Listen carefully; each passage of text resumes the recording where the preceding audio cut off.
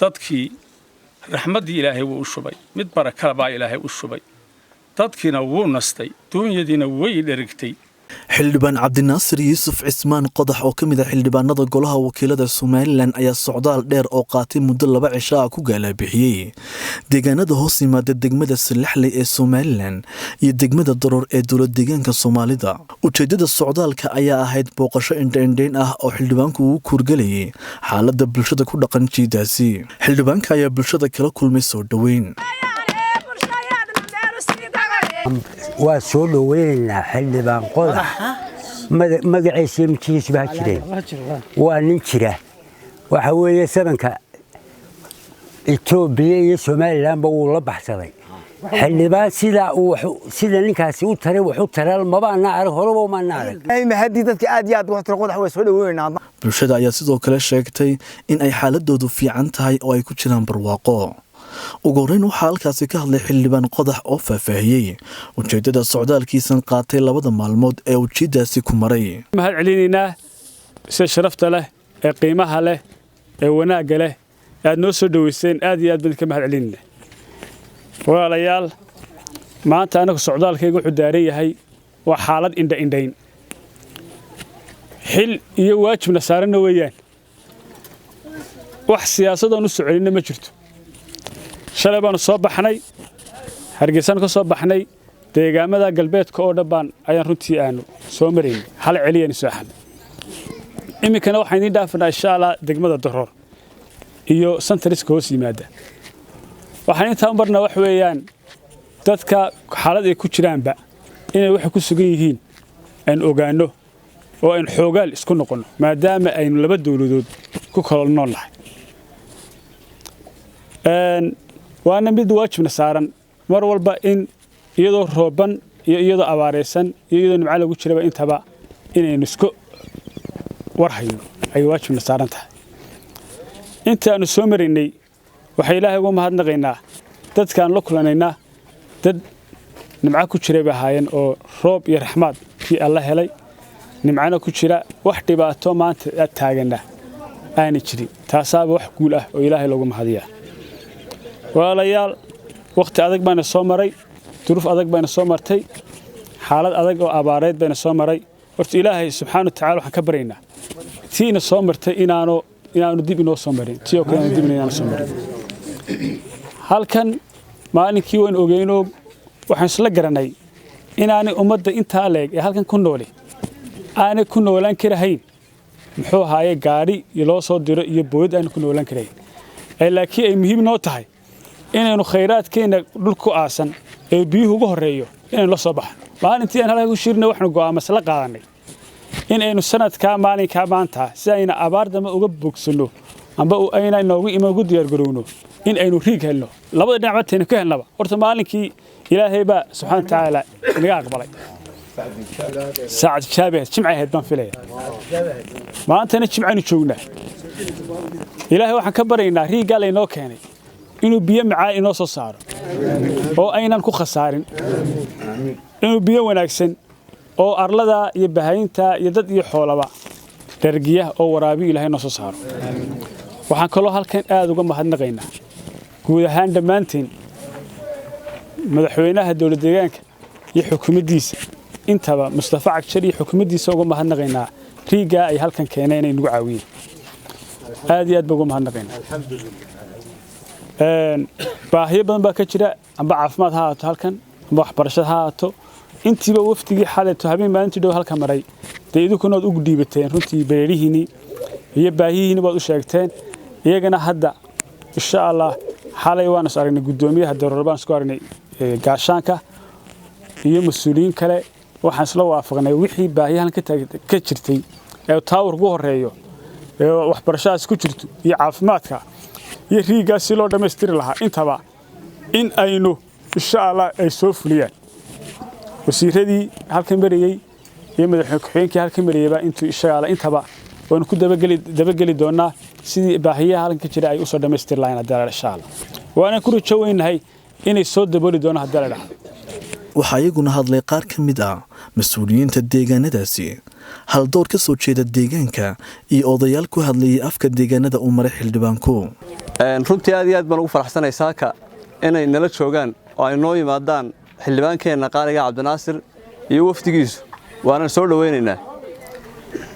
soo dhaweyn kadib kolley kulankan saaka la isugu yimi waa kulan mahadcelina iyo soo dhaweyna mahadcelinta waxaynu mahad celinaynaa xildhibaankeenni xilligii adkaayna taageerayay xilli adag oo abaara jiraan oo biyo la'aan jirto oo duruufo dadkeenu ay ku sugnaayeen ay u taageereen noo soo fudinay marka taageeradaasi waa taageero aan la iloobi karin wuxuu yidhi ninkii abwaanka ahaa reerkii kaa dulguuriya dariskii wax kugu tara markay dani ku haysaa dadka kale ogaata markii dantooda haysay horta ninkii idiin waa ninkaa walaa xildhibaan walaa wasiir walaa cid kale ninkaasi waa nin idiin maqan horumarka uu halkan ka wadana dee maalin quraata ma wada samayn karayo wax isagii jeebkiisa ku xidhan yihiin oo idiin ballan qaado waan hubaa inaanu idinka hagranayn waxna ummado kale kaga xidhan yihiin oo dee waan ogahay inuu ka daba tegayo isku hawlayo idinka laftiinuna community ahaan iyo dad ahaan intoo dib isugu noqotaan baahiyihiinnu siday u kala muhiimsan yihiin u kala horeeyaan soo qorta oo danta guud iyo danta gaarka mar walba danta guud aynu horraysiino waayo waxyaabo fara badan qofku markuu weynaado waxyaabo fara badan baa dee soo mara oo waayo aragnimo kama madhna waayo aragnimada doorashooyin fara badan baanu ka qayb qaadanoon wax ugu soo ridnay ummadaha weli xildhibaankan mooye cid nagu soo noqoto oo amba wax nagu tarta hore umaanaan arag xildhibaanku wuu nala soo kifacay wakhtiga ay adkayd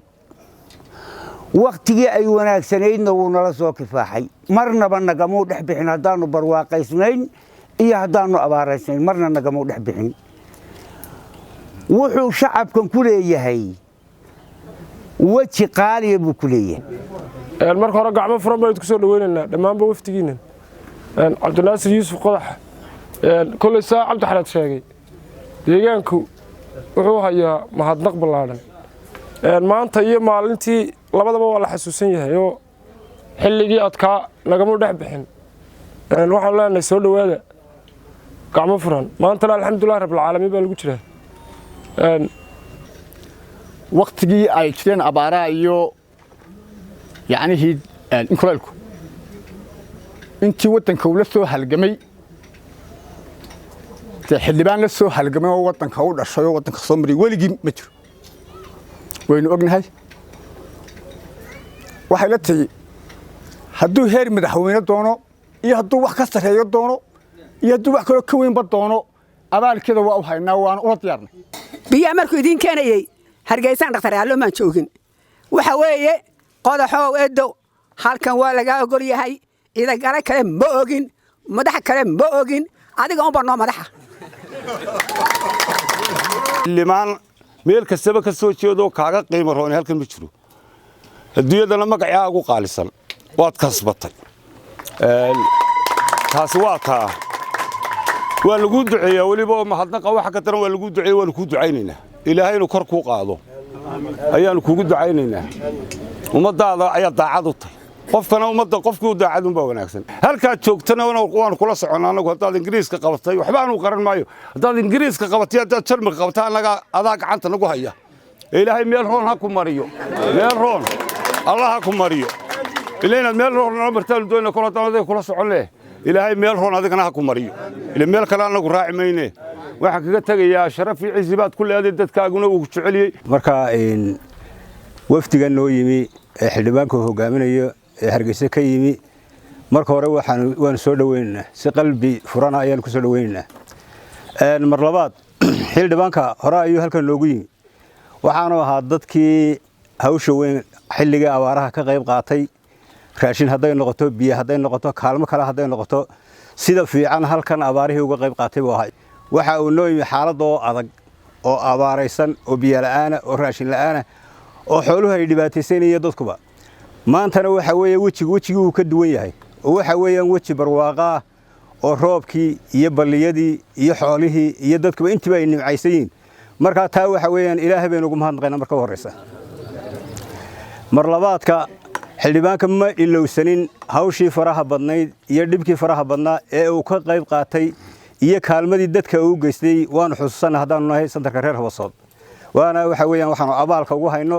doorarkii hore joogina xilligii abaaru jireen iyo waxtarkii xildhibaan qodax haddana intaa waxaan kala socday miidiyaha iyo hargeysa markii laga soo ambabaxayay waxaan odhan karaa run ahaantii waa xildhibaanka keliya sanadka soo baxay laguma khasaarin sababta oo ah maanta oo ay barwaaqo tahay xilligii ay xumayd wuu nala joogay waxtarna weynna wuu ka geystay isla maantana iyadoo barwaaqadii lagu jirana oon cidba cid ma garanaysa aanay eegayna haddana wuu ku soo noqdayoo isagoo ka dadra warinaya insha allahu in xilliyada soo socdo dambe haddii ay yimaadaan biyolaan sidoo kale in iyadana uu ka sii ma garanaysaay hor dhaco oo uu sii dhigo uu ka qayb galo ma garanaysaay in biyo la soo saaro alxamdulillahi rabbil caalamiin barwaaqada ilaahayna siiyuna qaboojiyey iyo maalintii cabdinaasir inoogu xigtay waynu garanaynaa sida kale ahayd ilaaha sidaa wax u kala bedelayna waan u mahadnaqaynaa inuu inoo soo siyaadiyo weliba ayaanu ka baryaynaa boqolkiiba boqol dhallinyarada noo timid ee haddii aan la yidhaahdo xildhibaanku hogaaminayo cabdinaasir yuusuf cismaan uu hogaaminayo in haddii aan la yidhaahdo wakhtiganna soo booqatay